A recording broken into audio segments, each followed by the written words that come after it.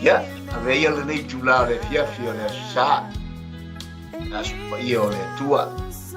Ma te whawhelo i le tuai ma le sunga i le whaia o nei a po le te itai fo le nei au unanga. I lana polo kalama masani ia i asu sa te lua vaiaso. Te lua o masina po vaiaso.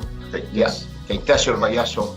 Ya, ma te whatalofa tuai le nei au unanga o le Emperor for Christ. Ya, po le soa tau mo ke viso i le nei lua po. I ia le tua. Ma te whawhelo i e tuai maranganga e tumu le whaalalo i le sua whapelo le tāturi o Iesu Keriso le Nazareta. Manatu fo i le taofi ma le ngona i le neia fiafi. Ia ua longo papa fo i le upu o le atua. Ai o whiringalo sa luluina ni aso i so se whata sa luluina ni lana upu. Ia tei tonu fo i ia ua tofi malie ma vele mo i tātou. Ia me fai foi na tai tamai tātou. Ia me fai mai nacho i tātou. I tātou e tu foi tātou savalinga i nei mai aso. I ia le tua whawhero. Ia tu lau fai nga rupa ia le tua. So se whata fai taulanga. Ia mai kālesia. Ia o whea lava e maua mai eile nei foi au onanga. Ia peo ne sila mai mo mai foi eile nei a fiapi. Wa mateili atu nei po. Ia ma te whawhero i atu i nei a fiapi le suafo Iesu Keriso.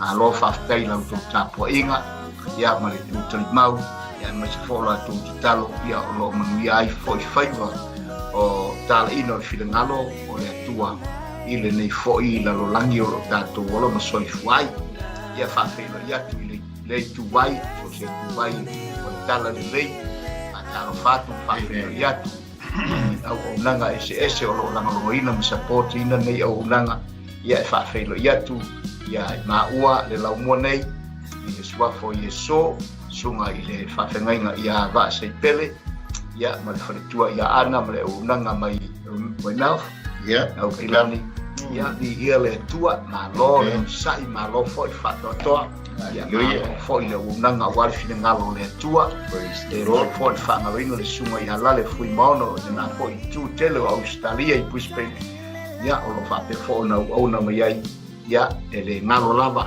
ana le atu le tua mfami atu foi tapoinga ia mai se foi o le sila mai ia matalo foi mo le au nanga ia o foi pe ile aso mo le aso e ona ia tono wali tone nei ia fa fero ia tu so se tu so se me lava e maua mai ile nei au nanga so se tafa le lo langi ma tu te fa fero ia tu ia to ile suafo Iesu le nei po ia tu na te oe foi o comments mai ai mai fa malos au mai fa manuia mai ai foi le nei o langa e maua malos foi e au nei e foi lava ona fa tau ina mfatini fa moi ngam fo fa penai ia ona lo tu lang long su mai ia malo tu support mai tu samle au nanga ia fa felo ia tu fe lava e maua mai ai ia fa felo ia tu nei o langa ma sunga te nei ia te oi le suafo Iesu le Nazareta.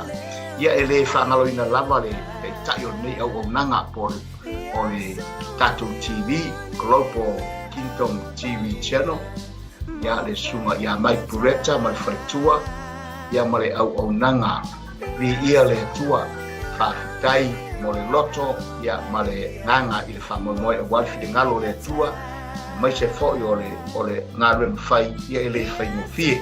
Pa felo ia tu ia to lua malole o sai malole fa toa ia malo foi mo ngalo no fai tu sa mo malole tu o do sino ile nei lo lang le fangarina ia i tu vai o tala lei i to vine foi o puno no wai so ia ulale fa ia monei ia male au tau nei ile kalesia le salmon sempre petone o nai le sunga to ina ia oka mayama ia mo fa tu ia no fo ia male pa ia lasi o le kalesia lo no fuato yo mai ese lo fatu fa dai talo pa dai fo no tau tau inga o Emanuia pe faivo o le ngalo malo ke riso i le lalolangi o lo tato iai le fa ngalo fo ina yo matu malo lo so nga ya fele fo le ti afele ia malo matu chila ya frila ya afele fo ti afele ia fa fe lo i fa talo fatu ya te rua malo te talo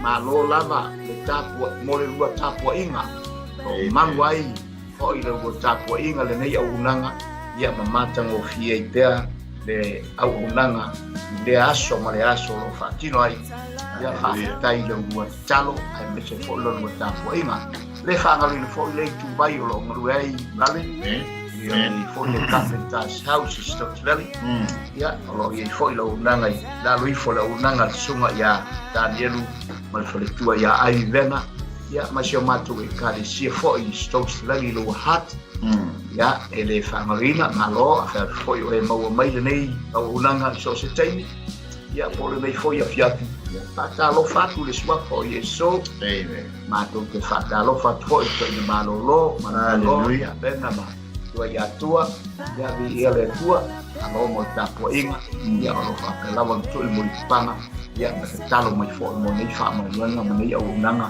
ia lo fa tino ia sa mo le aso pe ni ia le au nanga mo le fili ngalo nei ia fa talo fa fo nei to i malo lo ma fo ma tu kalisia no Carpenter's au la tau Carpenter's te va to me pe na fale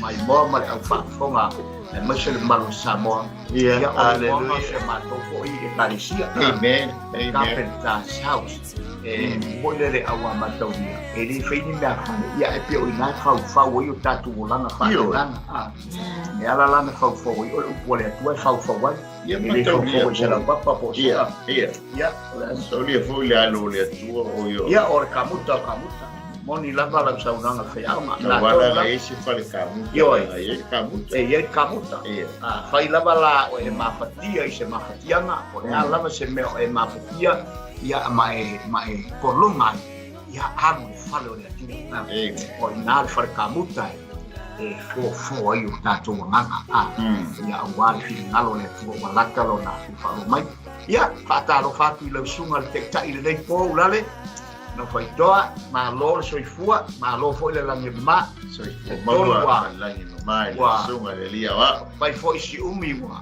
o ta le te fei ma ia lo tata umi telia io ia vi ia le le ia ma lo le fatto toa ngalo no foi na ma yaso ia pe foi sa fe ngai foi fu foi ai ia me se foi o nai mai lai ti tau fa fe ia mai le fa tua la to ia lu i mai mo ta fa tua ia matino na malo silo ta fa tua ia le wa mi foi ia le o ta fe lo ia sa ia le ri matino le unanga ia ai mai se o le fa fonga mai le tunu ia ai mai se so se ta ngata fa tua o le tau ke viso ia o maua mai le unanga ia ia le tua nei ia ia le fiapi ia e tatu te leo lo ia tu natu le sunga ile fai a nei ia o le talo e a mata ina ile tatu fa so ile ia fiafi malu fa ma mole la ulale sunga ba to bi ia la o e tamai ile ia fiafi ele haleluia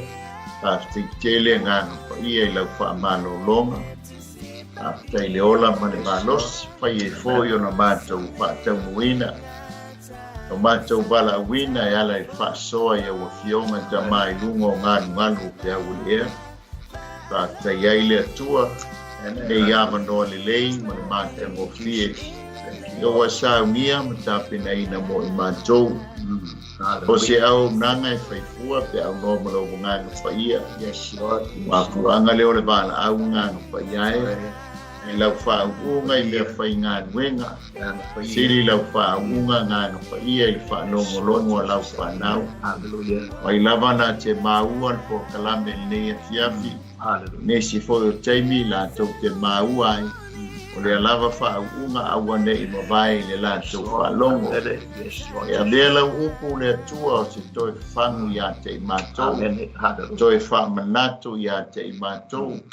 Re afu ai se tai au fou. Ai mai se le atua ta mā lo mātou wola tau tua, lo mātou wola au auna, lo mātou wola whaataritali ia te oe ma lo mālo. Wa lata lo toi a whio mai. Mātou wala au lele ia nganga paia tātou ngā lue patasi ma oe ni nei a piapia. E ato ai me uma mātou te whaia. Tō mau ia te oe le vi inga. Tu mau mātou whātau wāo no o Isu.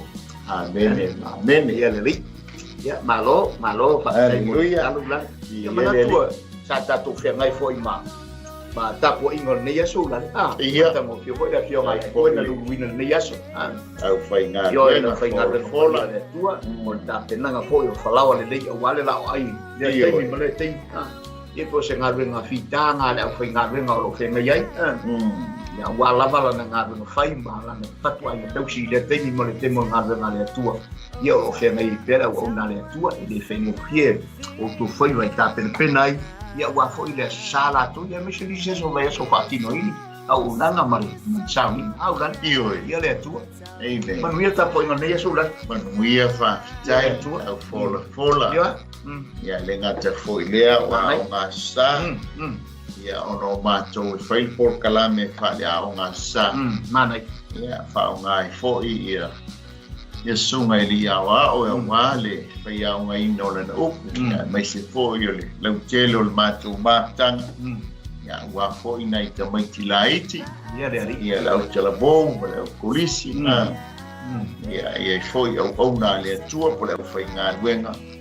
Ia o le lātou foi le apito la au e whea ngai ma le au kolisi ma le au talabou. mana ia Mai sea vai taimi nei o vai tau whai ngā tā. yes Amen. Ia pa uma foi le le universite o le au mātua. Ia au tama foi le ia ai le leia po le ale atua. Yo, Ia moni e la. malie foi le loto e Moni pa sa. lomo. Ia mwhape i whailo na tangata ia oi ta mai la upu le yasu. mana ia Awa e tupu whatua tua o le Ia. tangata wha talitonu ia i le tau lomo mai o ana fionga. Ia. E le o tala le wha salalau solo. ia na E tonu me la ngā le ita i fua. Yo. Ana tupu e fua lo wita Ia, mai tātou na tonu la. tō tama. Ai a tātou whaalomo tuto ai upu le atua. Nau ngā lava lea le anga o le upu e mali ai lo loto. Mali ai tātou loto. ia le ari Ia o le vai la au foi le sili o nā ngā whaalomo le upu le atua. Whaatupu e le tātou fia ma le ori.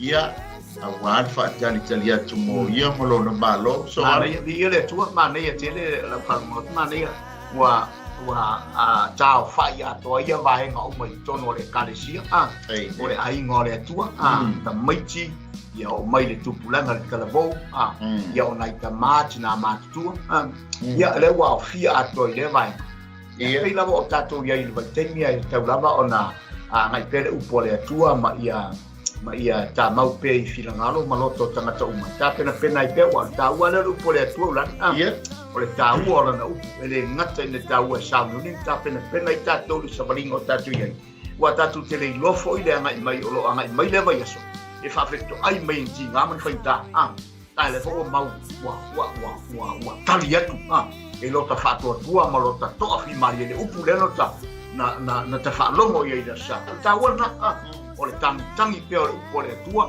longo i o tātou tari mari tala tsipa ia o le o iei talinga e whalongo ai na ngā mena whai le tua tātou taringa sei tulau sa mua e whalongo a whalongo le leila tātou te maua tonu ale winga le upu le tua Amen.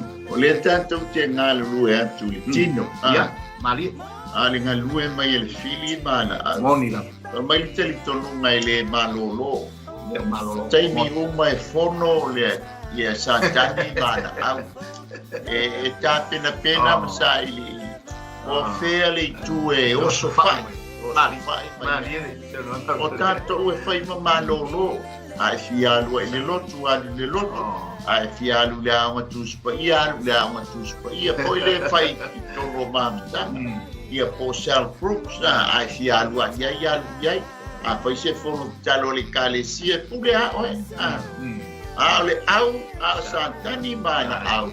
E matua fono le ia mata walang o lato le mata mai le.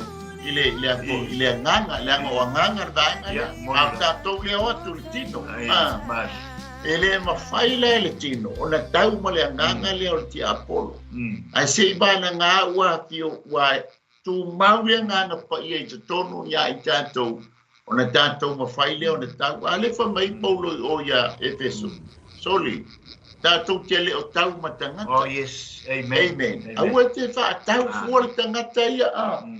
Au le tātou te tau mali sili. O nganga o le pōu iuli, ma mea le anga o le pōu iuli, pōu sa, pōu mea o le bāng nimo. Le ia li, ma whai pule, ia se mai o li whai pule. Oka. Sao. Mai lea. Ai, tā ua lau ofo lau tau. Ina ia, e ma whai aina e tau. Patumu ma tā ua le nganga whai ia.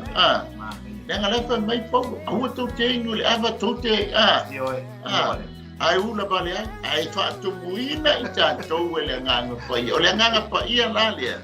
E te soani ia i tātou e au kevisiano whaantua, e au kevisiano taitonu le whaoretanga le atua, ma le ngā luenga mai ai Yesu. Ngai malama le le tino. E te malama i le mingoi e le tino, e te malama i fo i le mingoi whalenga. Amen. Langa ile mafai le tino fa sino le nganga. Yes. Ai mafai le tino ele nganga ona fa sino tino male nganga. Ta te olo la ile patumunga le nganga pa ia. O fea la mingoi mai ele fi. Wa malama le leia. Ia le ri. Mane tele la sonanga le agora. Le tate le yo el tamatau wa ua man ia fo tata no ngale tasi sina fai ku le tate fata ua i e man ia fo le fa solo to te o ta pusiana le la ta amata ko ai pi o le man ia o la sa nganga ula o le tato o penga malosi le da tu te fa la mo la mo ia ta tu fa mo o le tua nganga pa ia e so ni mai o Yesu so ni mai awa le ngai e te le mawhaone ala tulang o la nganga mea nei. Iyo, e tanga. E la nganga. E ke whiu sue. Ke whiu sue. Ke pō kua lea. E ke pō kua lea. Whai e te tonu mai whatua tua ia Yesu. Mane whai upua mātou ia launga ne veikau. O le whatua tua. E whatua tua ia. E whai mata o le whatua tua ia. E whai tatu whatua tua e pauana me. E whai tatu whaata ia tua. E whatua tua. Nenge kama. Wah, nenge dapat. Terus você me vai até tá tudo tamar. É para mim. Fia le tua e fato tua tá. Oca, ele. Matu, vai lá uma leita. Talangiel Cabo Jacopo. Ya itu mau ele pengai te. Yes. Danga o tele la tau fase, tele au ngau yanganga le ya iso. Naya. Ai tu mau ile pele wa bala wina ai o. Ole ono sa. Ene. E ole tau talangia nga le upole tu le fa te tala mai am ile to foina pa o so ina. Awa umono to foina ba we il pale ole ola. Ba ngai ia sa nunga ta o fa uelua ngai pa solo mai la lori. Tu silia aya kopolona ta kwelu amen ngai tala noa mai e tama noa ia pole au na le tu na ia ina ia ono sai ile ma e tu mau ile no fuanga le na bala wina ia ia le la tau le ta vai tau la le po haleluya na tu le la tau ia e tate vane mai le fatu le matau pule o tu si le ala apostolo po ia pole a foi sona la mona foi tatu va mai le mona le foi fas foi tau ia e mana ia la va le fa mo la mo foi fa wa de a fai o li ma mai o ina ta tu si foi ta foi pule na fai upale tas ia ta foi ia na ho ye fa na won me fa mo la pe pule sfurfa fa au ne yo mita i se mea tau lava o le sa taulo o lo tanto li o Yesu Keriso pamai o ia ua fa sa taulo ina ai le lalo langi ia tia wa fo i le lalo langi pamia mai le tua tu sa mai faita wina o la na fionga amen anai ya tu mau pe ya tia le biinga ia le tua o le ala ua watao o mai le tusi le kalatia la tua faiao o le fo la wata ua ta'otoina mai a le fasifai upu le tasi e mafai ona fa'atāuaina i lenei po ma tatatano ai masalo o le tāua atu sa ua tāofa'i atoa ia le fasifaitau atoa le ta'opule ona pe a tāvanevaneina mai le tāua ma le mafua'aga na mafua ai ona tautala paulo i lea ia na mafua ai ae pei fo'i le tusi a kalatia pei fo'i le o le uiga le tusi a kalatia e whapea. Awa o ta'utu le lale o le mita-mitanga o Krisiana. ia O e sisi latu sa mo i autu ngai whaautu ina i le datou kusi le neipo. Ia, o le mita-mitanga o Krisiana. Ia, o le nālaua wa umana na e whaafonga i whaitawina o le upo le atu. E pēmo le tusi le akalatia e whapea o le winga o le tusi le akalatia o ioma o le tatou sa'otonga. Ia pe o le winga nga o le tusi le ale apostolo i le ekalesia le ekalesia Jehova awa laipati. E pe o lo whaailoa mai le ala le walaina na iai le winga lea i te tonu ma le winga tonu o le tusi le a kalatia ma lona winga whapea o ioma o le tatou sa'otonga. A le ata whaitau o le tusi le akalatia langa poi le ekalesia e ese foi le mautonu o le ekalesia ua le ekalesia le ana na matuatigaina i fo'i le apostolo Paulo na alu ai fo'i ona taimi e fa'atonutonu ai le ekalesia ma fa'atū mai ona tulaga lelei e tauna i ai ae le taimi ititi na liliu ai le apostolo ae fa'alogo mai le mea ua o'o i ai kalatia so le matua matautia ulale le mea ua o'o i ai kalatia ia le ekalesia i kalatia le ala utatou vavaai ai i le winga tonu le mafoni pe le apostolo ono le utatou vai le ua saofia pe ona e saunoa na leila ua saofia mai ai te tonu mea tupua talitonuga ese talitonuga fo'i lele e ese mai lava i le ekalesia e kalatia pe o le mea na le ua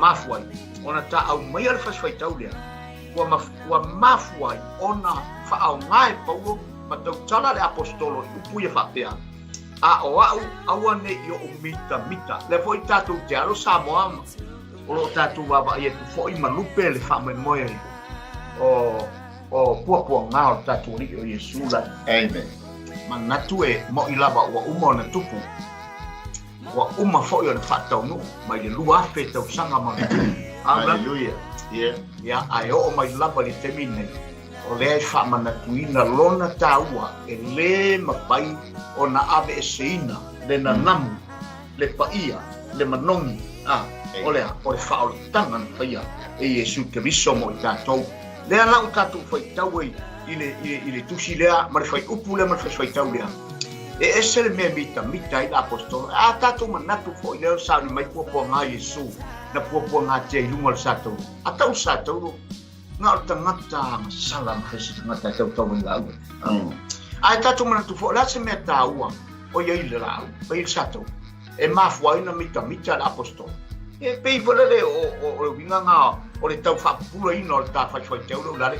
A le ina tuat pēlau sunga le whaiao, po la so fina ngaro le tā. Hallelujah.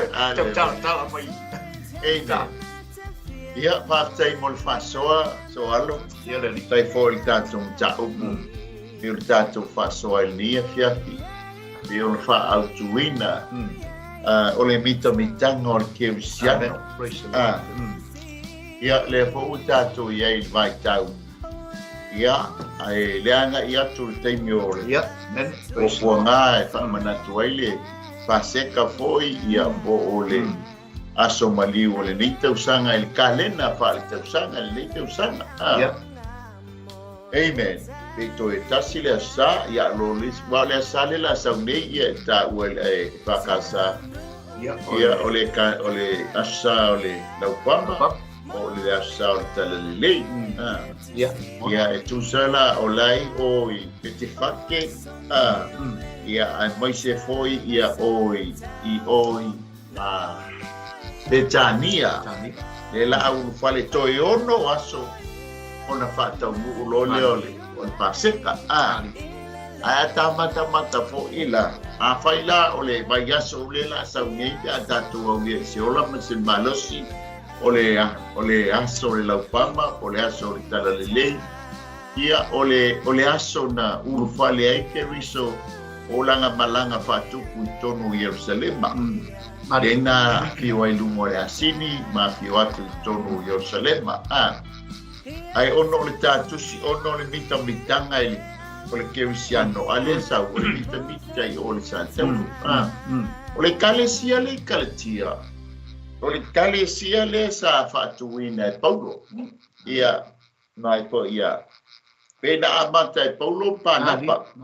Langa o kalatia o se mea te le, se area la po. Alela sa iai tama i no foanga ia na o iai Paulo ma panapa le la tala inga mua. Le po la malanga mua. Ai te ua whalongo mai o fo i le whainga malanga. A wai ngā lue whatasi le kalatia, le tusi le a kalatia. Ma le tusi a ngā nuenga i lona mata upo e sfuru lima. O le whalongo atu la o Paulo. Wa iai le sitala inga o le wo o i tomo le maafutanga. O atu lo le tala inga le a o tangata nei, o tangata mai le lotu i Uteia, o tangata mai Yerusalema. O le lātou talitonunga, tausi le tūla whono. O le ala ua atu whai i le maafutanga ua whao leina. O tangata ua lātou talia le tala i ngā Paulo. Na o Yesu Keriso e sawa i le ola e whao mau. Na o Yesu Keriso le ala, upumoni ma le ola. O le la fo i talai, o le ave i tangata, o le tala noi o ia kalatia o tangata unu ese. I le masani la tangata unu ese, i le tausi o le tūla whono. Ranga o le tūla whono aia, na o tangata Israelu, o le lātou whea ngainga lea o le tūla whono. Amen. A le lau whai mai o whanongo atu Paulo. O la le tā, o maenga la le mai Yerusalema, o ma ambe le mata upu tole, auto le tausi le tūla whono, e le atoa le tau whao leina. E tusa o leu whai mai, e tausi le tūla whono, whao popo iai ma le whao leina o tau anganga, o watalia ina Yesu Keriso e whai mali ima whao la, whato atoa ina ni whao la tanga. Me vai le si sei. A le whai mai Paulo i a kalatia, e le a ia le tūla whono, o i le whātua i le tūla whono. O le tūla whono fo i le whātua, le ale wingo le tala. A whai te tausi le tūla whono e whaolaina oe te a e tausi uma tūla whono. Amen. A whai fo i te whātua ma e tari tonu i le ngā winga mai a Yesu Keriso na sau whai i larulanga. E whaola i nai oe. Ma pena fo tūla whono, a e tausi tūla whono, e whaola i nai oe. Amen. E le ma whai ona tū fantasi. Alleluia. A whai te ola tūla whono, tausi le tūla whono. E ua whala bele fo i o le whātua. A whai e tausi le whātua, te tonu le whātua, e whaola i nai o le whātua. Le la ngā leika tusi mai Paulo. Ua ti ngā Paulo, o le mabe li liu. Amen. Le lai mafuai le. Anga o leu tātou o mai le mta muli. Le karatia le ono, alfai upu la lea. E mita sesi le sātau. E longo te mita i le la awa, ngā o le la awa. Amen. A tala noa lo o le sātaulo, e tala noa le sātaulo i le maliu, i le oti. Wa te tātou te lunga lo le sātaulo, o lo nei unga, o lo woti, o lo maliu, ma le maoti. E tala noa le sātaulo, i le mole mea o le wha sātaulo ina. Praise, sacrifice. Ke riso na wha sātaulo ina, i lunga o le sātaulo. Alala me ngā mafuai o na mita Paulo i le sātau. O na mafua anga ngā lainga o le awali i o i kalatia e mo moli le lātou mata upu ma le lātou lafo lea. Ona o le lātou mitanga lea. O lea, o le tulafono. O le latou mitamitanga o le peritome. Amen. A tausi le tulafono ma kua mimita. Wa ato toa. Amen. Fa popo yai ma le peritome por fa maina o tane. Wa matua ato toa. O le latou mitamitanga lea. Amen. Ale lava mai pau. O umar te mino mimita e tulafono. A foi lenga o walu e fasioti tangate e au na mataritono ya Yesu Keriso martala leila ai tai aya. O malar tai mina na no mi e se sele mele o mimita. Amen. Ai fa awama ule. Awama mai oile ni e fia pisam. Amen. Praise the Lord. A fai fa taulo fale fa what the taula lo mita. Langa o lau fa taulo fale. A fai fo e ua tuputele la ue kalesia ua matua e mimita ua to'atele atu la ue kalesia i le kalesia seve. Amen. A fai fo whaatau lau ta'avale fou tama fo ia e o le wila i leto e manao nia se kesi ua matua e mimita. Musu aploma le fingi na oia le ua maua ta'avale whaapea le tatu e kalesia na oia o maua le ta'avale whaapea le tatu nuu. Amen. Na oia o mea ngai mimita ai tatu le tino le nei. Amen. Praise the Lord. Amen. Ia mo sala mimita u whaatau lau ta'avale fo asoa. Yeah. O sala mimita fo i ola ta whanau university o le tumutumunga o aonga. Amen. E whameta e tau e te tātou te sao ai le ola e whaababau. Le tau mori mai ai e paulo mitamitanga.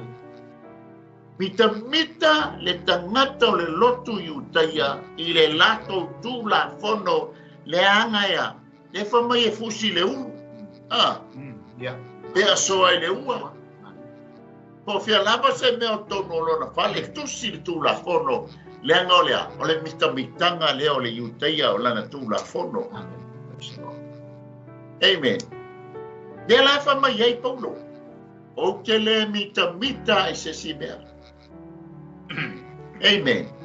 E o te mitamita lea. Le la au lea na tau wai Yesu Keriso. Amen. Praise the Lord. Le anga le tau se tu lo Yesu Keriso lungo le sa tau lo. Pa mai le o le tamaloa. No mafu ai ono o wola. Amen. E le ngata lai no wola i la langi le. Ai sili ai lo wola i le ola e wha mabak. Le le tala no ai mita o tau tu la fono le anga ngata i neile. Le au ngā ma le tau o le tu la fono. Ngata i le lalo langi le nei. Amen. A tangata lea o te mita ai sai lungo le sa tau. Lea lengo o mita.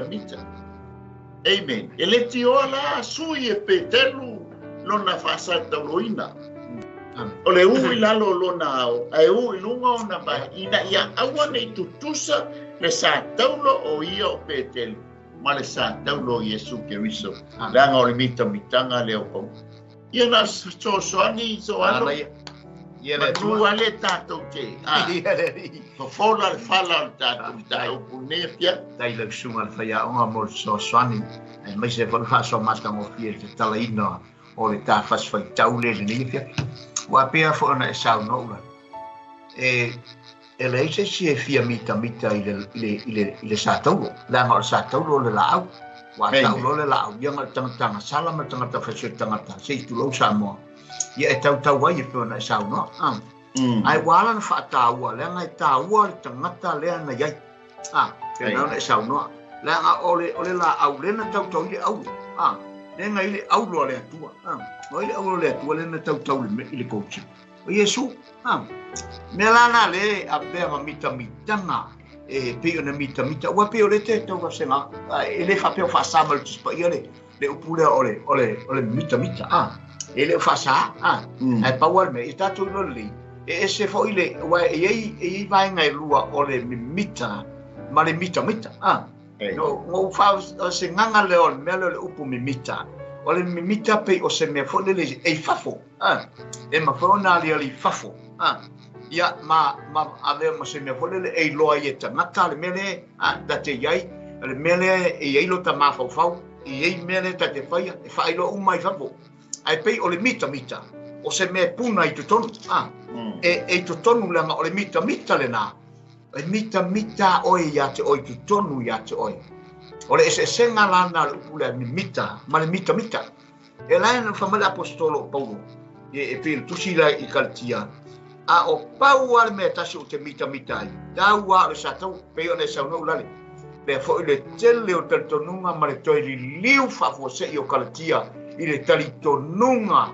ma mea ua va ai atu i le vave na sui o kaltia le na ma foi na fai la apostolo le upule o le a mea na tu te mita ai tasi al mero ti mita ya uia na o le sa taulo o lo o li o Yesu lo no winga pa wale o le mita o Paulo ia na o le sa taulo e mita ai lo na loto e mita ai lo na nganga a wala ngai te lele mea na tupu ma fua mai ai i le sa taulo lea a tatou wa ai e i le mea na a mata mai le puapua ngā mati ngā na ti ngā ike riso i lunga o le sa taulo ma amo le la aule o le mafua anga le lana ua whaata ua i e Paulo le whainga tā o le ngā ruenga ke riso na whai mo ia na whai mo le lalolangi atoa na whaina ia ola le lalolangi atoa ona o lea o Yesu lea ua mo ina le sa taulo le ngata ua mo ina le sa taulo a ua o aina tautau i le alo le atua me walana ua matua mita atoa i le loto le apostolo ona o lea o lona loto atoa whaafitai aua o le fatu leo le atua o le sa taulo po le koluse na tautau ilo na alo o Yesu mo i tātou le lolang le tātou tialo atu le whaamanatunga to na e saunoa ia ua toi anu vai tau fwoi manu vai teim na ona whaamanatu ai o le whaelonga ina o puapua ngā ia mare amo ina le koluse o Yesu o nisi po i tantonunga o nisi po i ekalesia watu sa moi lau whaafonga ia ua whaatino foi le amonga le koluse o mena ti ngā ina Yesu e manei e le whaapese mea lea a tātou vai foi lona whaatinonga me o lai pi abe o se mea o lai e latu ti loe fia ti ngā whaatasi ai ma le na puapua ngā tia ma mai alona soifua atoa ona o i tātou le lalolangi le leo mafo in tātou wola mi tātou oli mi tātou fia wa tātou mita ai ona o lea lava sātau i o lau so atu le ulare pe isi vaenga te pia tala noi Aftai mo le whasoa aftai fo i mo le tufa i le fionga le ali ta oa po le ali ta vale vai po le ali mafua anga o le tala noa mai o Paulo e mita i le Santaulo fai foi la matua e malama le lei i le wingo le Santaulo le mafua o le mitanga o le Kevisiano o le Santaulo amen pe lau na ta ua le wingo le Santaulo o lo tala noa i le maliu ma le oti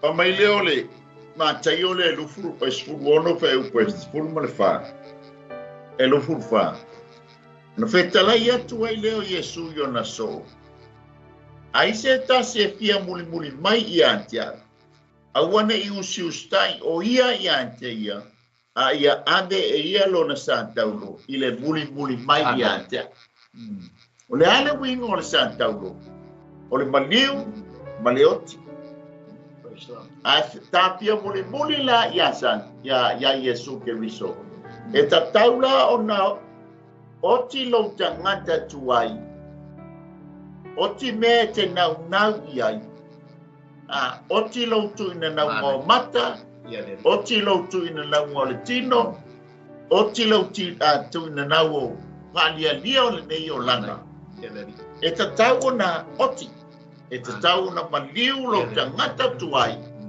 amen pe ia fo le la au ale pala le fatu ele mawhai o na tupu mai le la au fau o le winga leo le mitanga le Santaulo le anga pe o na ta o le winga o le Santaulo o le maliu po le oti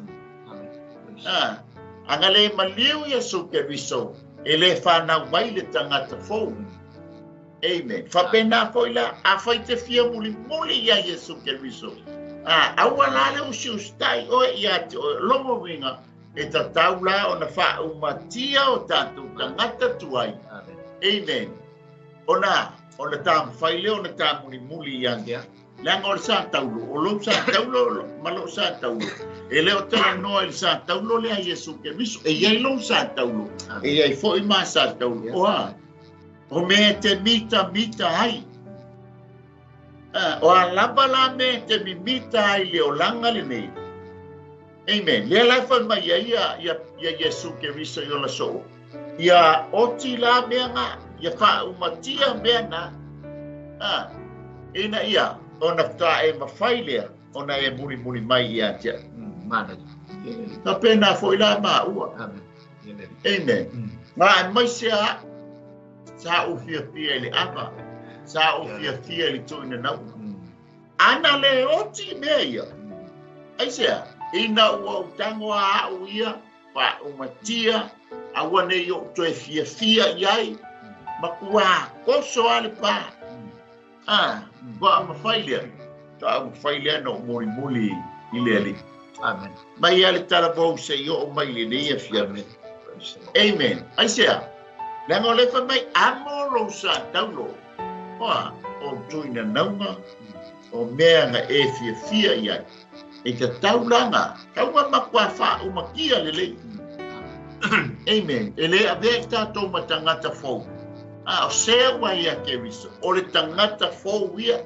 Wa mabae la mea tuai la lei ki sa taulo. Te tauna. Fa sa taulo lungo le sa taulo mea. Ina ia. A waine i toe haru iai. Mabae mea tuai. Fa auta. Ua fa fōwina mea uma. Ma mai fōre mata i o le sifuru fai patol sumalba. O se le amelo na sa taulo, le sa taulo alea. Ma le muli mai ia tau, pa mai lea. Mo le au ngana. Ai sea, langa wala ta tau na oti le, tangata tuai le lungo le sa taulo. A fai ele, ma fai ona fasi o tia se turo. A tātou vai inga, ma mea tātou te mimitai. E ese le upu mimita, ese le upu mita. Se ole mimika i o kamegiki. E so o umai long ki ngāle mimika. Tina reise o tama. Mita o se me oli e tupu pe le loto e le. E le mate neia e tupu. Pupuna e pese ko le al. It's bubbling all the time.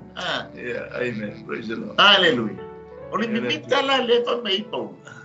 Ole pupuna. It's bubbling. Yelea. Lona manatu ya. Ile sa taulo Keriso. Amen. Hallelujah. Pa mai foile mo boko nito es full mo fa posufi tu masuma ba. Pa mai le fa posulba. Awa ole mata upula ile sa taulo. Ole valele ye wa malaya. Aya, ole mana, ole atua ya te latou ua whaoleina. Amen. Ole mea malea iai, ile tangata malaya. Ele malamalama ile winga ole sa taulo. Amen. Onga, ona tau valea ina lea o tāua. Tanga ia, tā te tau suwai. Tā te whai upu ai, tā te tusi lima ai. Ono lea, ole le malamalama. Ai a whai te malamalama i le tāua o le sa taulo. Le tala noa mai ei paulo o se mitanga i a te ia. Kei roa ea mea la oe manapa wani a Yesu. Hallelujah. Alea e whai mai, o le mana o le atua i a te i la tau ua whaoleina. Amen. Olo tala noa ia, ile mana leo le atua e whaapa ia ina ai, ma whaamama ina ai, sanctification ile taimile nei, o le whaonatanga, ai sea, nanga iei taimi e whaia ina ai tau. Hallelujah. Keila na mai e Paulo. Mita le sa taulo. Langa ya. Langa na oti ai lona tangata tuai. Amen. That's right. Na oti ai lona tangata fa mawaluma. Oti ai lona tangata poto le tula fono. Oti ai lona tangata fa mai oi o faleseio. Amen. Ia sa fa popola ngaleta tele yo ngai ngalona luo le tanto fa tau le. Ia le tua ulare lo fa soa malo mo lo sungal fa ya ma nei. O le wa tala no ata manatu le sa tau le tala no le sa tau ke viso. Le mitanga o le apostolo. Ata manatu o sa tau tu sa e fa tu sa o le la au fa lava fa o minuma.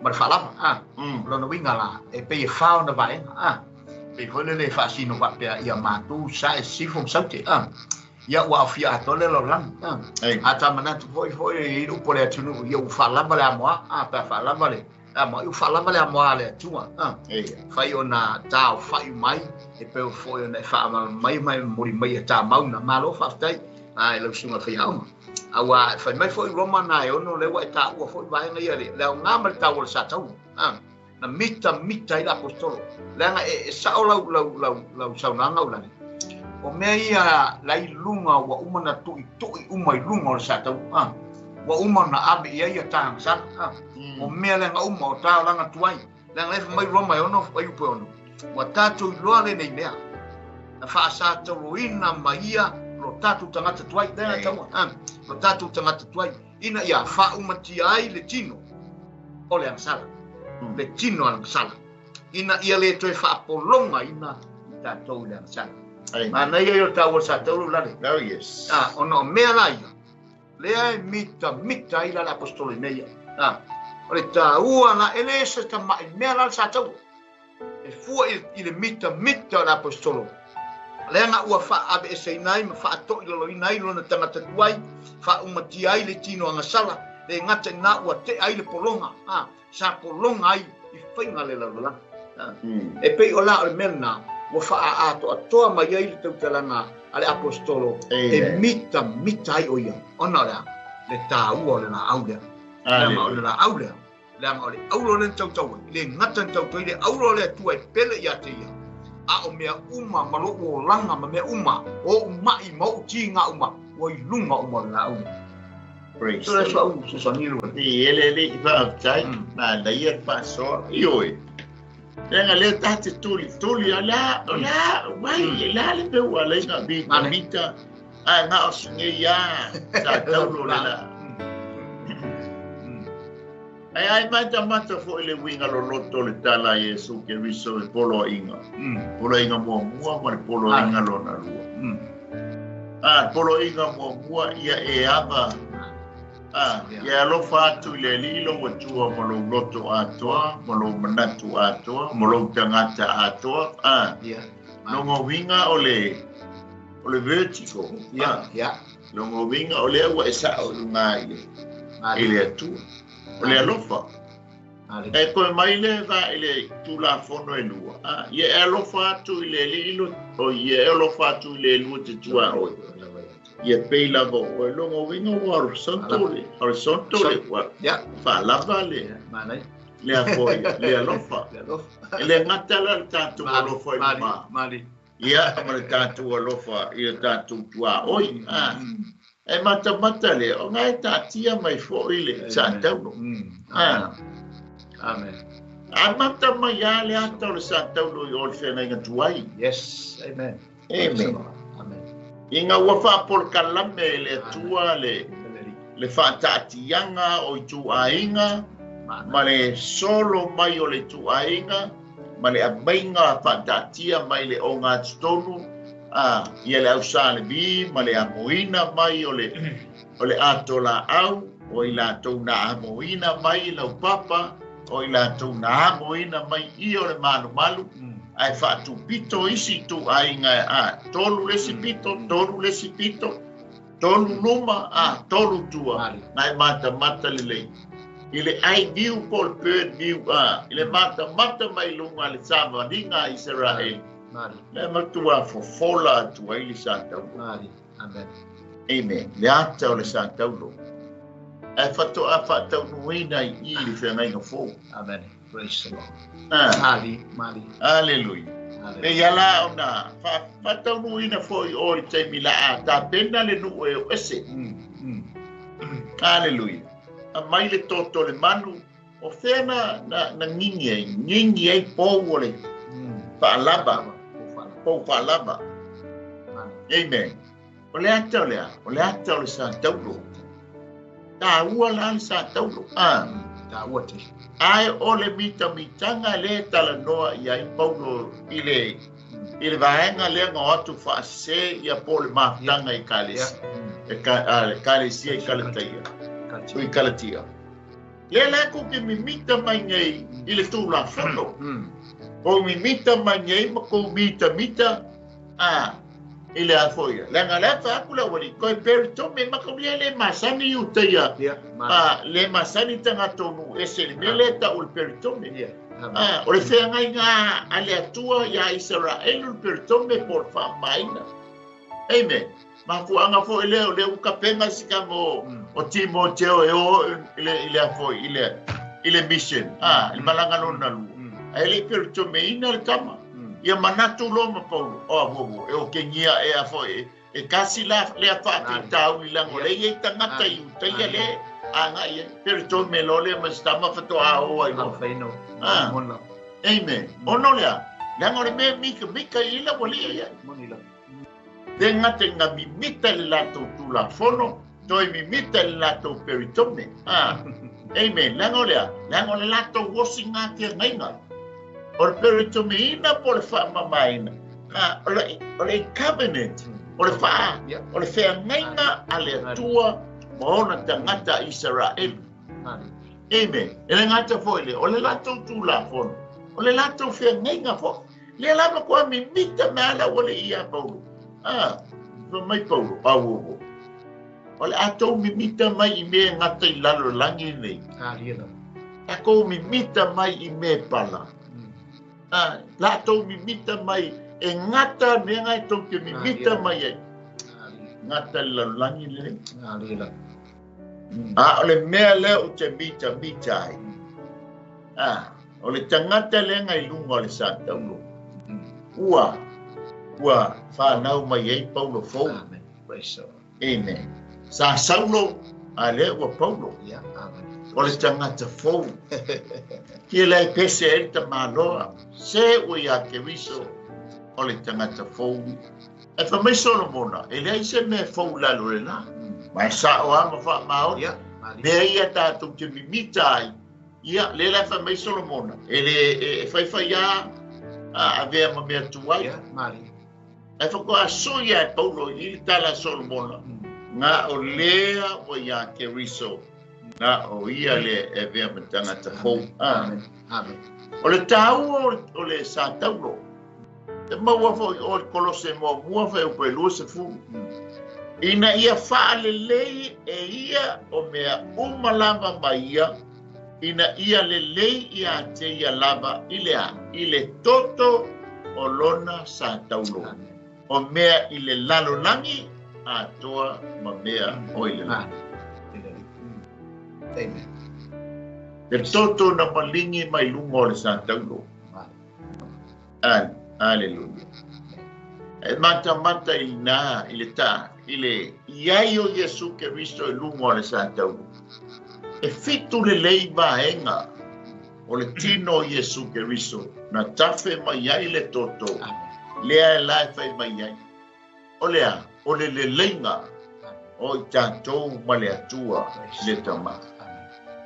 Le lei ai, o inga fai le leinga. O le tangata lea sa ilunga o le sa taulo. O lona suafa o Yesu ke Risto. O le complete salvation lea sa fai a Yesu ke Risto ilunga o le sa taulo. Patau no ina ai le wai fetalai ngai o ke nese tolu pe posuma lima. Amen. O ke tui momoina le ulu o le ngata. O e ngata e te tui momoina lona muli pai. Fia, ma tātau nuu I lunga o le santauro. Amen. Ngā matua tū le iai, le uru le ngata. Tū le iai Yesu, le uru le ngata po Satani. Amen. Ngā kua musu wale ia Satani e maliu le alo. Nanga ale maliu le alo. Longo winga sa loto ale. Ia malanga bai. Ai maliu lo le alo. Uma lo na fa mo boenga. Foi lana tala le na fai lungo sa taulu. Lana toinga ngana lungo sa taulu. Ua tau no o fai le nei mo. Pena fai e. Pena fa tau no na fa tau no lungo sa taulu. Fa tau no lungo sa taulu le me na tala mai o ele tusi tu la fono. Tala mai e tusi e salamo po pese. Tala mai e le au perfetta. Amen. A tusi lima uma male to tolu lai lungo al santauro. Amen. Hallelujah. Na fia mana na o le au perfetta. Po ai le tangata e na te whātau muina. Amen. Ao Yesu ke riso li mela le makua mi mitai kauro. Amen. Tahau fi ai ma le mitanga le lotu iuteia. Lenga e pese mai ala tau aasea. O se mana le atua ie whaoleina. Oai, o le tangata o nu ese na te taliaina Yesu ke riso e whai mali I no whao.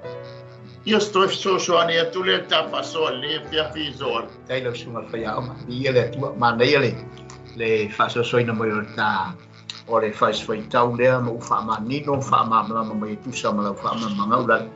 Au api fole leo le ae e whalu whesasi manatu fo I o tangata fo I lea o latu le tonu ini ngofie. Le tau o le la au lea. Ma le tau o le satau wa atato manatu a ele fo I o le so fo I pe fo naina I kare inisio e kare sia.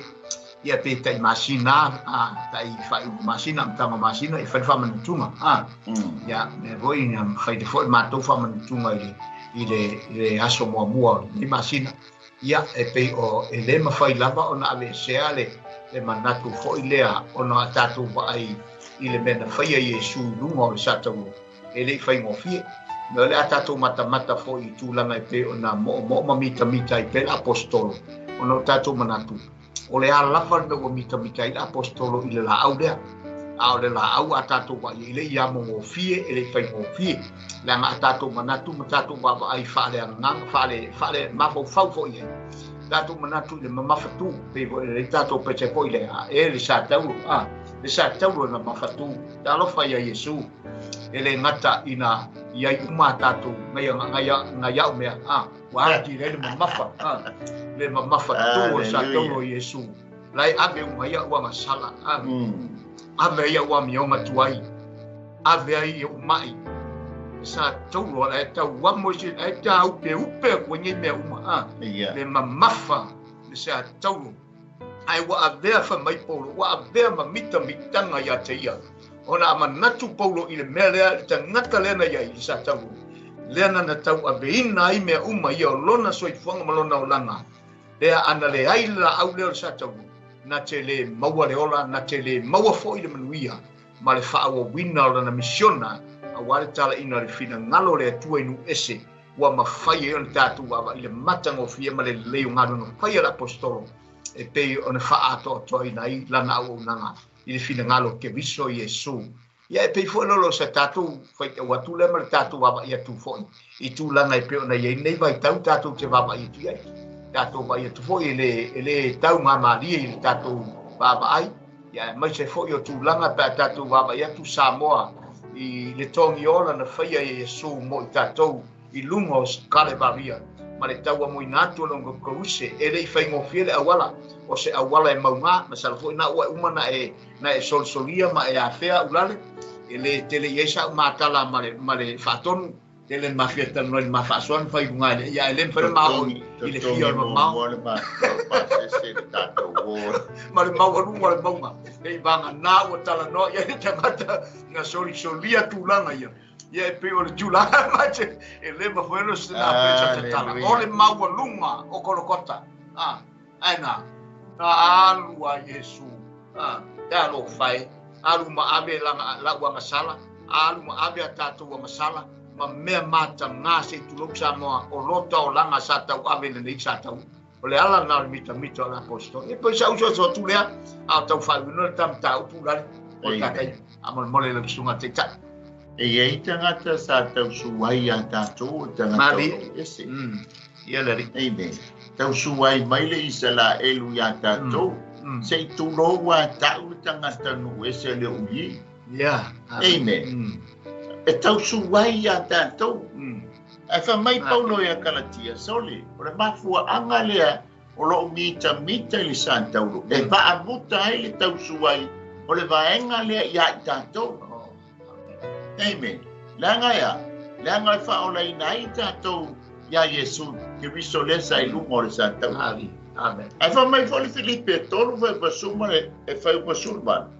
O le santaulo foi. E whai mawhili o isi. Ia. Amen. Amen. Awa po o le ale fa umati ai o tanto vai vai o le ale fa sa tau loi nai me tanto ki fia ai ma tanto mi mitai ma tanto mita mitai. Amen. Le la fa ile na engal na e vai lor sa tau lo kwa fili lo ma po kwa le fiel sa tau ma tanga te sai lu ngor sa tau. Ala tato wo le vaenga lo na luo le ta faitau so amen ia le ri pa mai le vaenga lo na luo le ta faitau o ia o fa sa tau lo ina ai le lalo langi ia ja ali o fo i le lalo langi ali o ia o fa sa tau lo ina ai o le tangata le ngai lungo le sa tau ali Lela pa mai ai paulo. O ia le na. Wa mafua ia na fa sa tau loina. Le lalo langi ia tia. Wa fo i le lalo langi. Amen. Le lalo langi le tala noa mai ai apostolo i tu se kalatia. Le wa fa sa tau loina. Yes. Amen. Wa fa sa tau loina. Wa lo winga na. O ia ua whaasa taulo i nai le lalolangi i a tea. Oa foi i le lalolangi. Tu sa leu whaasa taulo ia i fo ia. Ia paulo. Ono lea. Ono lalolangi lea. Aua ne i ona mimita i le lalolangi lea. Le lalolangi lea foi whatala noa mai ai i fo ia. Ia le apostolo o mua le Ioane mta o koe lua pe sulima suono sulfiti. Le tala noa mai ai i ta maa ma tau lelea. Pai mai, o tau ta maa mo tau tau lelea. Aua ne i o tau mana nao i le lalolangi. Pa mai le alfa pe suluono, ma mea o i le lalolangi. Ai sau bea lai le lalolangi. O le tuine na ua mata. O le tuine na ua le tino. Ma le whaalia o le nei o langa. Wha mai lea. E le mai le tama. Ai mai le lalolangi. Le lalolangi foi la le tala noa mai ei paulo i. Le pa mai. Wa matua whaasa taulo i na au. O no lea. O mea ia le lalolangi.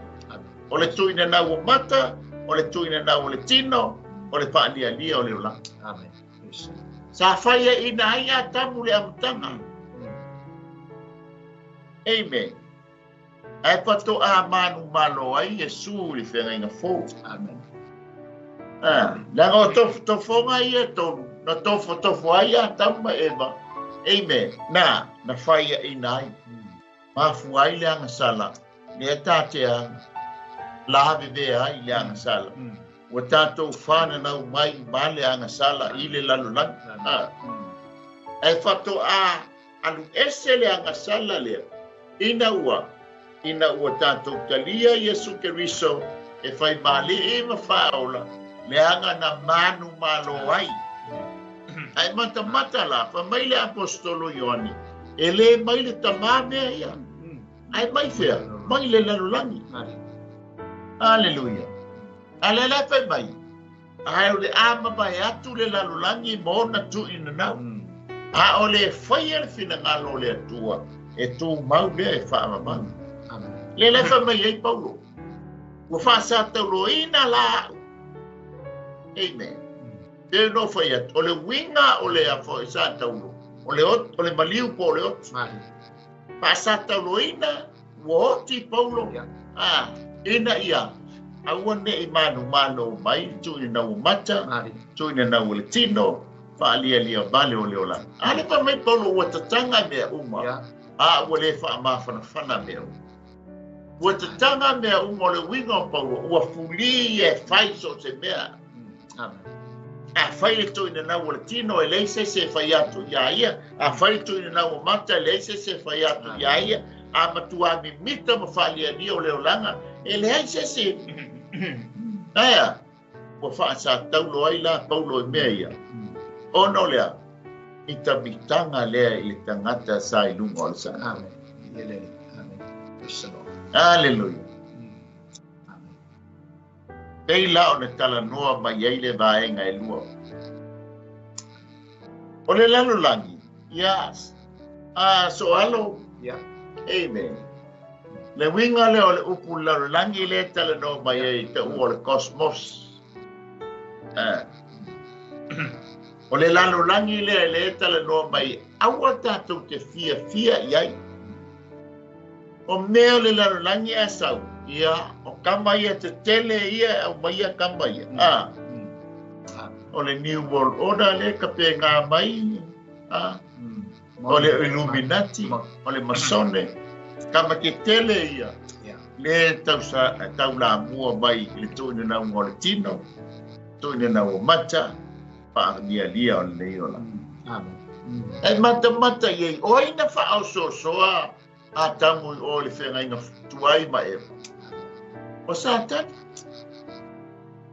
o nga me ko kia ia lenga pingi esi ko i pa o foi inga wa tulai mai fa ki o mai le alo le atua o le toru foi lenga na fa peka a ia ma o a inga sau mai ia na sau ma satani lenga o anga me ko kino ale fa mai e Paulo o ia Tesalonia o lo nga lue nei lava le me lilo le ami o leanga lana ami o leanga la le o le fa mouru mai matapena mai me ia amen ale la fa la belande le ai fa la belande o e ma o le kalesia Yesu Kristo pa ko a kingo mai inga ua ave tau ale la sau fa lilo e mai lei oe mai lei ya ta foi falolo talinga fa sau oe o ki ko ye nga baenga sau oe kau ko o maya ele yoti lo tangata tuai mo lo tangata tuai ilunga le santa lo le mita ile apostoli ele o mita I me ngata le nei lalulangi le fa mai ai aua ne ngata lo to mita i le lalulangi le ia Yesu Kristo amen aia talatu le maliu talatu le tunga mau ia o iai la mitanga ole ola le fa baba amen haleluya yes so ani atu le tatu fa so ile vaenga lona rua leo tatou iai soa manatu o leo a tau la talata e fai unga tapo kalama nei po o le matangofie o le fasoa la sunga le fai aonga ia maritala talaina fo ima le awini inga o vaenga ia e pe folo ne tau tala la apostolo i le satau tusa o le tatu te vava i poila le faaletino i le mindset a tatou ia e tu mau tatou ai o le satau o le lau a tau sa tau lo la au vata to Yesu ai pelana sa no le a tau lo sa tau tu sa le mata fo ile le winga tu sa ele na sa tau lo la au te vai ai tau sa tau lo tau e Paulo wa fa sa tau ina wa sacrifice o mea lava na o ai la apostolo pai do na loto male o le ai uma asia sa taulo mai e pau o lalo no winga wa sai I wa noa le tele te tala polu fapea wa no tia ona o swafo Yesu ona o Yesu o le loto lana al apostol na ia sa tolu ina le tele o me uma ina ia manino lana vai ma fia I le ngaluenga fa miso fa tala le lei ale ali o Yesu Kristo na vala au ina ilo na soifua au na matala ia toile tala le ina ia au esi o le fina ngalo leo le atua ia paulo na mafuai ona nga ia la apostolo ma faatino vai nga uma ia le fola tatu tala no nei po ape fola le me fola fa maunia Filipi li petrol foi petrol wa ore au petrol ina I tatou o au na ile atua ma le roto ma mita ia Yesu Kristo ai le fa atua I la tino o le mitanga atua na tangata o le atua e au na mita I ia Yesu mita ia Yesu Kristo ai sea ina ia tatou loa o le mea te le ma le mena whaia Yesu mo I tatou na ia tau ave ina I tatou ang sala ma noa umai nei mea matua I lunga lona sa tau na mafuai o na mamafatu le amo na mo ina I ke viso Yesu mo I tatou ina ia labe ina le lalolangi atoa e peilana e saunoa ele tatou te wawa atu ele whapea o le lalolangi le tatou atu I le lalolangi ma le ke lope le tatou te olai ai o lo tau tala I tu ina nauma ma le anga sala o mea ale lalolangi o mea o te tonu le lalolangi o le ala tatou te iai e pe o na tala no e la apostolo po o sa mo lau sirisila ma lau whaafonga anga nei po ia o tau mwhai atu pēr tau whaamamlama nga uma ma le mitanga o le apostolo o Paulo e pei ona iai le ato atolo na mitanga I le sa taulo Yesu wa abea lea ma mea e whai ma a upenga ia te ia e ma whai ai ona malosi lona loto au na I le atua o ati ngā mawhita ma ngā renga o whea ngai ma le apostolo na whea ngai ai ma le apostolo o Paulo I lunga o le masa tonu o whare pui o mea nā pea ma ti ngai apostolo wa alu le apostolo ino mauti noa I lona loto ma lona anganga atoa o ia mea uma wa uma ona tau aveina e Yesu ona ti ngā mo na mawhitianga a me le sola apostolo na tau whai toe yama na toe mo ina ti ngā patasi maia ina ia atoa I le tala le lei ia pela o lo tau whai ulu tapo kalama ulale ia e tua ti pele sunga le whai aonga ia mo le whai wina le tamata upu nei a fiapi ia ma wha umatua le tamata upu nei po mo le tātai ni fo ua tāma e tu tātai ni ulale ua tau whai ulu tātai ia mo le wha alo laba ulale Kai lau ia le tātai mo le wha soa I sa tātou wha soa ma tātou mata sia ma tātou tilo ia po le lava le mea ua mita ai le apostolo I le mea o le sa tau a le lava mai o le whaataua Amen. O lo malama o le oti o le maliu o lo tala noa mai le sa tau Aleluia o lo tala noa foi lai o tātou tangata I ta tau ale maliu pe ale oti o tātou tangata tuai e le mawhai o nā dea o e matangata fōu pe whono ta ua ale pala le whatu e le mawhai o na whanau mai ei matupu mai ei se la au fōu Aleluia e pe whono tala noa mai le tuspa ia e le tatau o na utufia le waina fōu I le whangu pa utuai Langa paule mea o le pā o le whangu pa utuai o le tūla whono a fōu le whangu pau fōu I mane waina o na saunga le mua e whapena fōu I lale tala noa mai le apostolo le fiafi o le tāua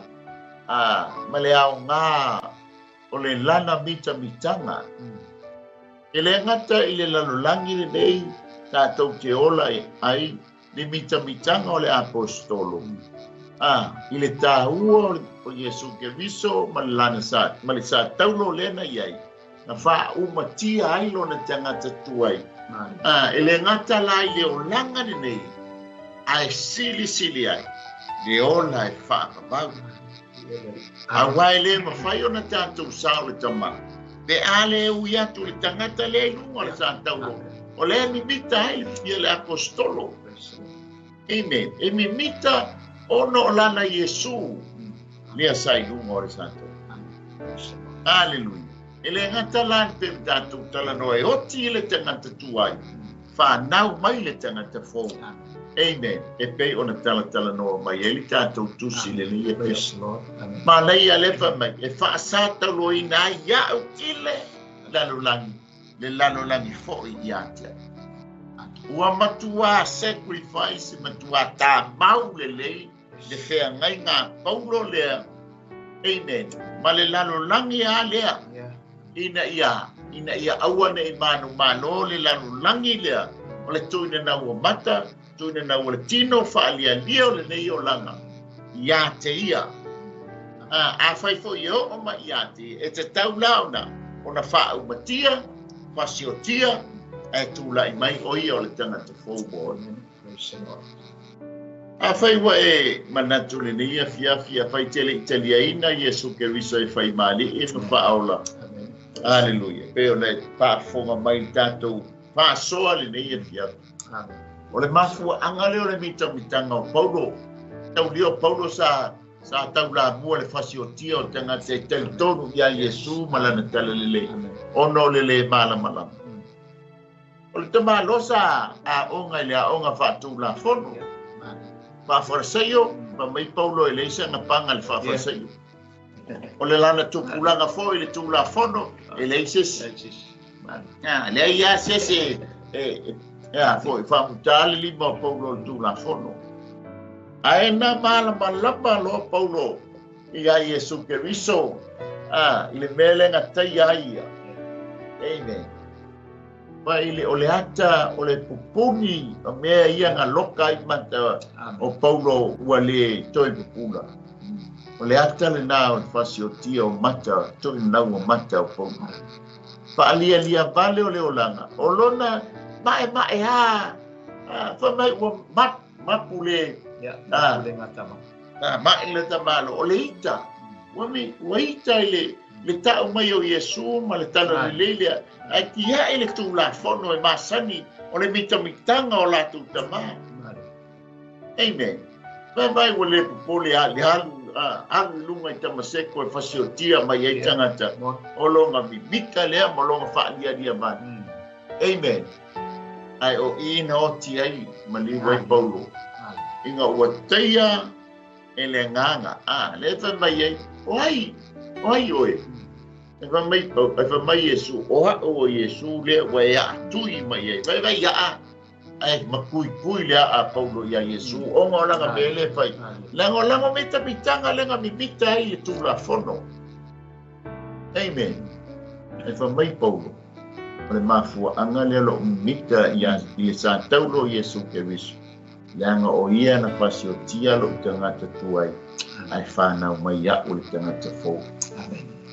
A whaiwa e whaafonga lia fia e te mana o e talia Yesu Keriso e peo na talia e Paulo e pei fōu na mātalia.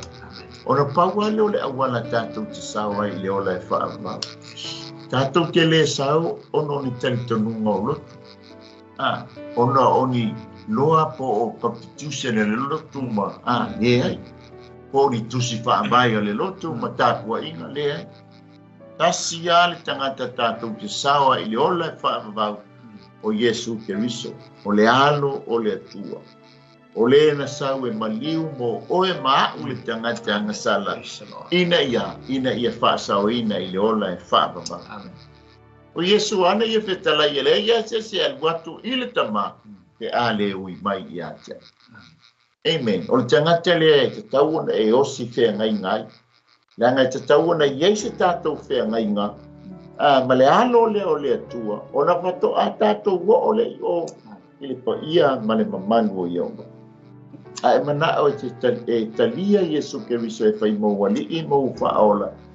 E whai ai oe ma tangata tau mo Keriso. O ma fia e whai le te talo le nei a fia. O upo le te talo o le talo le o le whaola tanga. e te talia ai Iesu Keriso e fai mo wali I mo fao. Ala masa miel te talo, ai whātai tai mai upo le nei te talo. O le teime o mai na fai le tāte talo. O le teime tonu alea, wa tu sia lo ngoi le tusia le ola. Leanga o le tala le al tus pa ia. Abu ia I lato, wa tu sia o lato ngoa I le tusia le ola. Ele o iate lato le pule le oti whanua. Amen. O le taimi la se tania ai Iesu Keriso. O le taimi le na e tu sia ai lo suafa I le tusia le ola po le tusia le tamai mamoe po le tusia Iesu Keriso. Amen. Mamai le ori mapati angelu le langi. Ono se tasi wasalamo ai fo yatu ya Iesu Keriso. Amen. La fata ita mai upo le talo le masa mia le nei fiatu. Whawhetele Iesu lau upu moa u nei fiatu. Whawhetele Iesu lau upu moa u nei fiatu. Wa o malama ma o loai. Wa o malama ma o loai. Wa o tangata ansa. Wa o tangata ansa. Ai te tala atu lo loto I ante oe Iesu. Ai te tala atu lo loto I ante oe Iesu. E whai ai oe Iesu mo walii mo whaola. Whai ai oe Iesu mo walii mo whaola. Whawhetele Iesu lo talieina o au. Whawhetele Iesu lo talieina o au. Maua whaamanga lo ina ia uanga sala u malama. Maua whaamanga lo ina ia uanga sala u malama. Ma de ai o au Iesu. Iesu. Ma se tasi o lo au ai ngai lan. Se tasi o ai ngai lan. Me ia ma whawhetele Iesu. Ia whawhetele o Iesu. Ono lo suafa Iesu. Ono lo suafa Iesu. Amene ma amene. Nganga pa iai. Wa esi la fia le na whaian te talo la whao tanga le fia. A whai fo yo iai se tasi ua malepe le lua fia nainga. Ai na ia whaia le te talo e toi whaafo wai le lua fia nainga. O maa te talo ta maa e whaamanuia I a te ia. Maa te talo e tui nātu o ia, malona o langa I a te ia. I a te oe nganga pa iai lau taitainga, lau pui puinga, ma lau leo leonga. Ke leo o wala malasi o wala I te whailoa I a te ia. Lau pa ia ma lau mamanu te maa. Ma tau wala au lea li ia te maa whaamanuia, whaamalolo I a te ia te maa. Nganga pa iai, au ai te whaatanga le whili e whaalavelana I a te ia. Ai a dea oi o le tangata ua manu malo mo oi Keriso. O no oi Iesu no mātou li, no mātou whaola wole, wala au tuai ngā pa ia. Amene ma amene. Ia vi I ele atua le nei e fiafi, e iei vaenga e. Use pi o se maintain zain lo whantua pe fatu e pe lo whantua. Ina ia tupu lo whantua. Tupu lo talitonunga. Ia Iesu Keriso leana e taliaina le nei e fiafi. Mua whaitau lau tuspa ia. O le whaitauina o le afionga le atua. O le whetalai mai leo le anganga pa ia o le atua. Ia te oe maa. Langa o ia o le tusi tala o le tusi. Amen. E wha malama I lo whetalai mai. Lo whaitau ia, e whetalai mai o ia e wha malama ia te oe. Langa o ia o tusi tala. Amen. Lua o lo te talo. O le tatalo, o le lua fiso ta inga lea malo atua, e ala I lo tala no atu I a te ia, e ala I te tala. E ana I tala noe lo te mafa altino, ia pou mātua, e whapena whaila, po ila lo te mafa le langi. E mana o nia lo tala noa I a te ia. Ona sila fia le ia, le mea te fina ngano mai mana o ai. Ai wha, ave I a te ia, lau ia, whatonga ia, au ngani ia, e ala le te talo. Mea uma nai te mana o ai. Amen. E iei le tau e maua le tangata e manu malo ina se nganga pa e ta pe te tala ina Iesu lenga e talia I nei e fiafi e whaola I nai o nā nganga. Amen. O le pale o le ori. O le na te maua le nganga ma matu mo Iesu malona malo. Amen. A whailana e talia ina Iesu Keriso e ala na mātisalo ni e fiafi. Iho maua la le pale o le ola. Amen. Ona wa ia sia nganga to tasi sala mo fo ia tu ia tia. Ai ori ani lo le langi. Amen. Lona fa. Ya a fai fo o nga wa no fo le nei ba tau. Fai fo o le wa man le pele lo fe ngai ngali nei ba tau. Amen. Ya a vele ni a fia fe to fa fo we lo ma tan. To ya fu se ta ya fo. To ti mata le pena. To e va ai ile tua. To e fia ile atua. Manu ai le tatou ke le io ese le nei fale a pitanga. Le fai mai ai le apostolo Peter. Amen. Ai fa mangia tele ale atua. Ia to e fafta yatu sa mo le fiafi. Fafta yat foi le ai ngo keriso, ai ngo fantu tua. Ia o mafuta mai lungo tatou por kalame. O ponia vanoe fa feilo ima.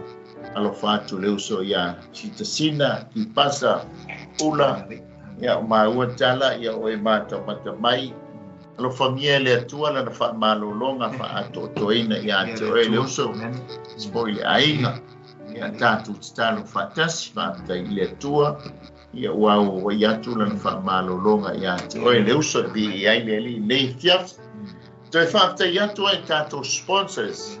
Ia ono le tau pito la au lo tatou nuti mea fantasia a wā ia malona malo, wā ke riso malona malo. Toi whāte ia tfoi lani tatou CEO le sunga le whawhengainga, ka pureta, ma le whatue a Sara, ma le nofo alo, ma le au tau, mo so a tau mai au kilani. Amen. Ia e malo si au le tole langa unei. Monila.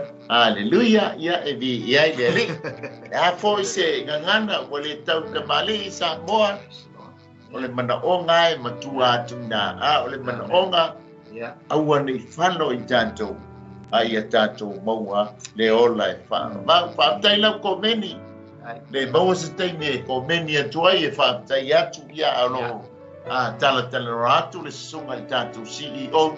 Amen. Ia e whaafeloa i whaatai atu.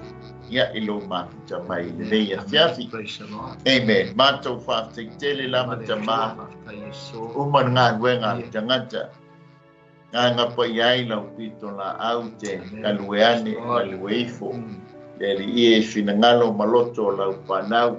Nisi fo taime maua nisi o lau whanau le nei au nanga. Lea lava whaunga au ane i mamae. Leli ie whapeifo ai o lantou loto e di ia oi e su ono lau upu. E tupu ai o mātou whatua tua, mātou te tonunga i ate oi e su. Whamangalo so mātou whale tonu ngā pa ia nei a fiafi. Ai e whaamuia i lo watunu ngā pa ia. Tu mau i ate oi le vi ingono oi e su. Amene, amene. Ia mai ate i maua nei. I'm a bearer for Christ. Ia por so atau mo kiriso mai Wellingtoni. Ya mate whaato whaasoi fuatu. Manuia le nei e fiafia. Yeah, God bless.